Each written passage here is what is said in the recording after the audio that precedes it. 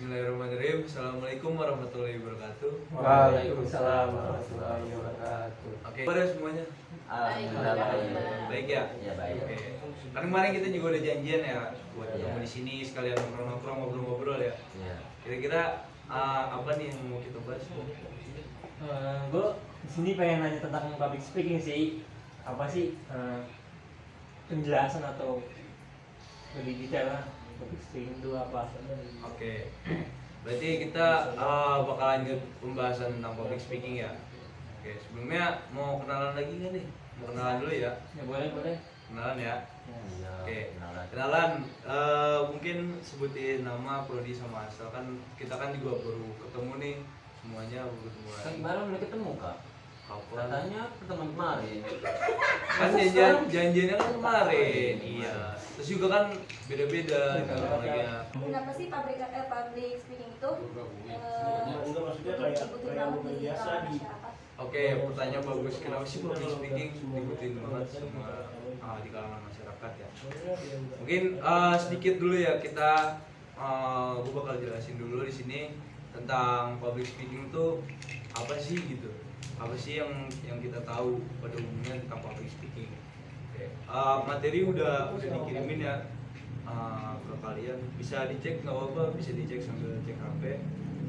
Nah, public speaking ini secara umum ini adalah sebuah kemampuan yang untuk mengekspresikan gagasan yang kita inginkan loh gitu. Nah, terus untuk dipublikasikan untuk di sasarannya itu untuk ke publik gitu loh. Gimana? Udah ada yang ini belum? Udah ada yang paham belum? Kayak contoh dah, nih gue kasih contoh biar lebih agak simple. Public speaking itu contohnya itu pidato atau MC itu salah satu contoh dari public speaking. Atau stand up comedy itu salah satu contoh dari public speaking juga, stand up comedy yang sering kita lihat di TV sih kayak gitu. Nah, tujuan dari public speaking nih ada yang tahu nggak kira-kira teman-teman? Tujuannya? Kalau dari gue sendiri ya, tujuannya itu yang paling utama untuk mempengaruhi audiens atau yang para pendengar itu. Oh, audiens dengan para pendengar. Pahaminya. Masuk. Nah, mungkin secara lebih lengkapnya lagi tujuan public speaking itu secara umumnya untuk menyampaikan informasi.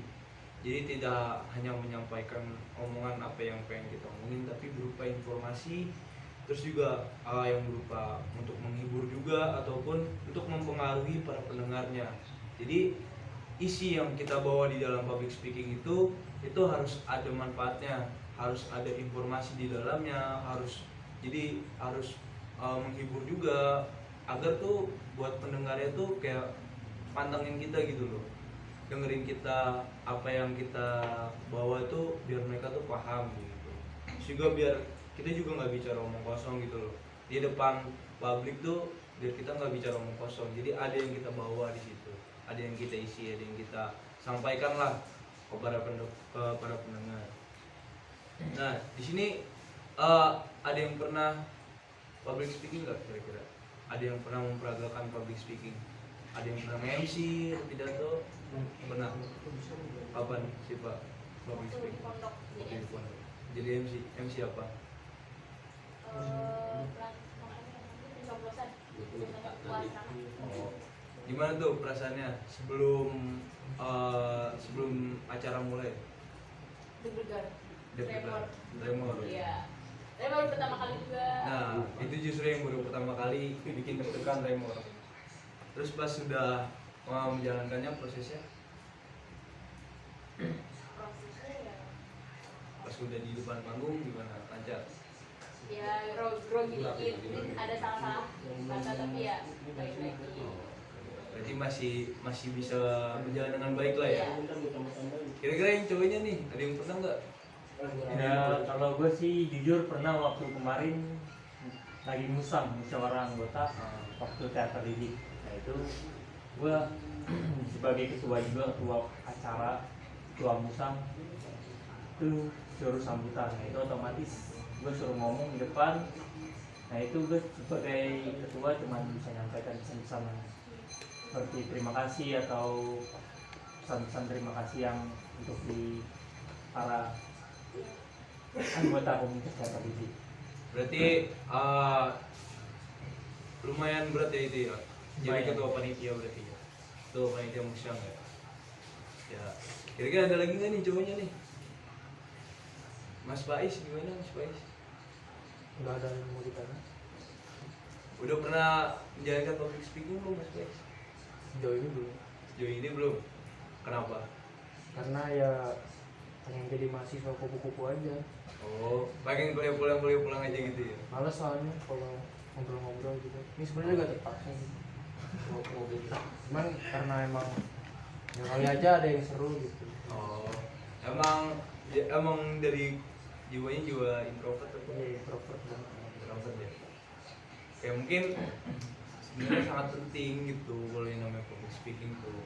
Nggak mau mahasiswa kupu-kupu ke, mau mahasiswa kunang-kunang ke, mau mahasiswa pura-pura ke, itu pasti harus bisa public speaking karena bakal berguna. Yang tadi pertanyaan dari Tari itu bakal berguna di masyarakat gitu.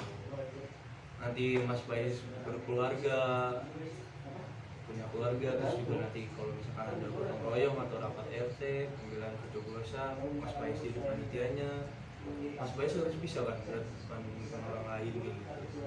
Ntar kalau udah kerja kan kepakop pak. Wah, Mas. Kerja pulang. Oh, kerja pulang ya. Gak mau rapat. Nggak mau rapat. Oh, oke. Oh iya bang, gue pengen nanya nih, Apa tuh? dasar apa sih yang dibutuhin, dasar-dasarnya lah untuk pertama kali kita bakal public speaking itu apa sih dasar-dasarnya yang harus Berarti kita bawa atau apa? yang harus kita bawa. Berarti pengen tahu gitu buat pemula apa yang harus kita bawa di public speaking. Buat persiapannya apa? Buat apa aja sih? Untuk saat kita tampil di depan umum. Oke. Berarti kalau untuk metodenya ya buat tampil di depan umum. Biasanya kalau misalkan untuk pemula itu ada yang namanya metode ad libitum, itu biasanya dia yang pakai teks. Jadi teman-teman sering lihat MC bobo kertas, terus juga atau Pak Ustadz kayak gitu. Buku kertas. Iya Pak Ustadz. Misalkan Pak Ustadz kalau misalkan ngomong di depan tuh kadang dia bawa kertas atau nggak PRT lah gitu. Kalau yang di masyarakat lah yang simpelnya itu. Kalau nggak yang sering dilihat Pak Presiden Joko Widodo kan sering sekali berpidato dengan teks. Itu karena tujuannya baik, bukan karena dia tidak menghafal atau tidak memahami apa yang ada di teks dan apa yang dia bicarakan gitu. Tapi untuk untuk memperkuat gitu loh apa yang kita sampaikan. Di dalamnya kan berisi informasi, terus juga berisi sesuatu hal yang harus disampaikan ke masyarakat luas lah gitu. Makanya di situ kita harus memakai teks gitu. Nah untuk pemula itu bisa belajar di situ dulu, bisa belajar dari situ, terus juga dari situ mungkin bisa terlatih karena public speaking ini bakal lancar itu dengan jam terbangnya kita gitu. Semakin banyak kita ngomong di depan masyarakat, semakin sering kita ngomong di depan orang-orang, semakin banyak juga gitu loh, semakin banyak juga hal yang kita pahami, informasi yang kita dapetin, sehingga lama-lama nanti ketika kita public speaking udah nggak kenapa-napa lagi, udah enak gitu loh ngomongnya, udah lancar lah, udah nggak ada grogi lagi, udah nggak ada alasan-alasan apapun lah gitu lah. Nah gimana? Kalau untuk metodenya ini ada 3. Tadi yang pertama, dan yang kedua itu kita tidak public speaking dengan tidak pakai teks. Jadi ini metodenya kayak menghafal. Jadi kita hafalin dulu apa yang besok kita bawa. Nah besok ketika kita ngomong ya udah nggak usah pakai teks. Kita udah ngandelin ingatan kita yang benar-benar kuat gitu loh. Jadi ngomong tinggal ngomong. Nah tapi ya emang ada minusnya. Barangkali yang namanya manusia kan pasti ada yang lupa lah gitu lah. Ada yang lupa, jadinya ya begitu, ada beberapa informasi mungkin yang tidak tersampaikan kayak gitu. Nah terus yang ketiga, yang terakhir tuh ada pidato yang pakai teks tapi yang ditulisnya tuh poin-poinnya aja. Jadi ini gabungan dari yang pertama kedua metodenya. Jadi kita tetap bawa teks tapi yang kita isi tuh poin-poin poin-poin penting yang ingin kita sampaikan biar kita tuh nggak lupa gitu loh. Tapi tetap malamnya kita siapin apa yang pengen kita bawa lah gitu. Nah biasanya untuk stand up comedian tuh biasanya pakai ini. Biasanya dia catetin kayak poin-poin apa yang dia bakal dibawa, kayak urutannya apa materi yang mau dia bawa satu-satu. Itu dia biasanya catetin di tangan. Jadi ketika dia lupa itu dia lihat di tangan, oh abis ini mau ini, gue mau bawain materi ini nih tentang kayak gini, kayak gitu. Biasanya buat materi yang ketiga, metode yang ketiga itu orang-orang yang udah sering banget lah ngomong di depan umum gitu. Nah, gimana? Ada yang mau nanya lagi nggak? Ini gue mau nanya lagi ya. Nah, kan ada ya momen-momen kita public speaking tetapi audiens atau mustaminya para pendengar itu tidak memperhatikan kita. Itu pasti ada satu kesalahan kan oleh si public speaking itu yang membawakan itu. Nah, itu solusi atau cara mengatasinya itu bagaimana? Nah, bagus nih pertanyaannya dari Mas Raffi nih. Kalau misalnya untuk solusinya itu yang pertama dari diri kita ya pasti. Dari diri kita. Jadi kita tuh harus menyiapin 3 hal untuk sebelum public speaking kita. Yang pertama materi, yang kedua fisik, dan yang ketiga mental kita. Ini yang paling terpenting. Nah, yang pertama materi itu sudah pasti materi yang akan kita bawa untuk besok itu kita buat segimana mungkin agar pendengar gampang untuk memahami dan menarik untuk didengar gitu loh. Kita siapkan semuanya, entah itu mau pakai metode yang pertama atau metode yang kedua, itu bebas, itu terserah kalian. Intinya di situ kita harus mempersiapkan materi yang benar-benar menarik dan mudah dipahami gitu loh. Oke, jadi materi yang umum lah dan informasi yang benar-benar kalau bisa ya udah pasti informasi yang aktual gitu, yang benar-benar fakta ada di realita gitu. Nah terus untuk yang kedua itu fisik. Ini berpengaruh dengan penampilan kita sama kondisi kesehatan kita. Nah kalau misalkan untuk penampilan, kalau kita mau yang namanya mau di depan umum dong, otomatis kita sendiri atau berdua nge-MC, kita ngomong di depan orang banyak, otomatis dari penampilan kita harus lebih pede, kita harus berpenampilan semenarik mungkin, kita harus berpenampilan kayak rambut kita, atau mungkin juga bisa tingkah laku kita saat di depan tuh jangan sampai membuat mereka tuh kayak tingkah lakunya kayak gini, kayak gelagat gitu kan, dilihatnya nggak enak gitu. Jadi yang membuat mereka tidak fokus tuh gara-gara tingkah laku kita di depan juga. Kalau cara kita berbicara enak gitu, terus kayak ibaratkan kan kita begini nih, kita kadang kan bingung kan tangan kita mau kayak gimana atau mau begini ya kan, orang melihatnya jadi bosen gitu loh. Mungkin kita bisa tangan kita kayak gini, atau kita nyapa penonton, atau kita bisa nunjuk penonton juga bicara kayak gitu. Nah itu buat fisik, baju itu fashion udah pasti gitu loh, udah masuk di situ. Kita harus menyesuaikan apa yang event yang apa yang kita inilah, apa yang kita mau gitu. Eventnya misalkan mau event ulang tahun nih, ya udah kita harus setelan apa ya, di situ harus ngepas gitu loh, harus cocok sama eventnya kayak gitu. Nah terus yang ketiga, yang terakhir adalah mental kita. Kalau misalkan dari fisik kita udah siap, materi kita udah siap, tapi mental kita belum siap, ya dua-duanya sama aja dulu kayak gitu.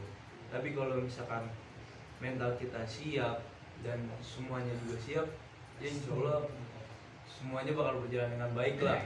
Audiens juga nggak bakal nggak mendengar kita loh, pasti audiens benar-benar ngedengar kita dan memahami apa yang kita maksud, dan apa yang kita sampaikan itu masuk ke dalam audiens semua, ke dalam hati-hati audiens gitu, dan otak audiens.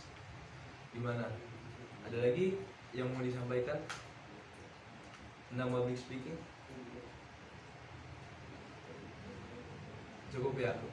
Oke, mungkin waktunya juga udah mau maghrib ya ini ya. Ini juga mau pulang pondok ya. Iya. Mau pulang kos. Oke, sebelum kita tutup, ada yang mau ngasih kesimpulan nggak tentang public speaking? Gue pengen ngasih kesimpulan dikit yang sepengetahuan gue. Berarti public speaking ini bisa disebut juga retorika ya, atau Iya. cara penyampaiannya, cara penyampaian kepada para pendengar audiens.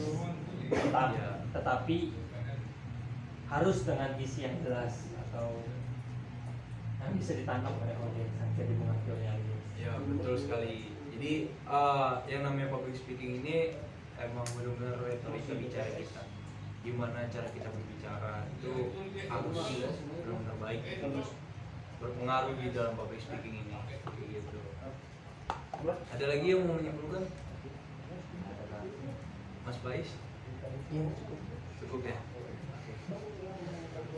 Oke, terima kasih semuanya buat kehadirannya dan waktunya yang sudah meluangkan. Terima kasih.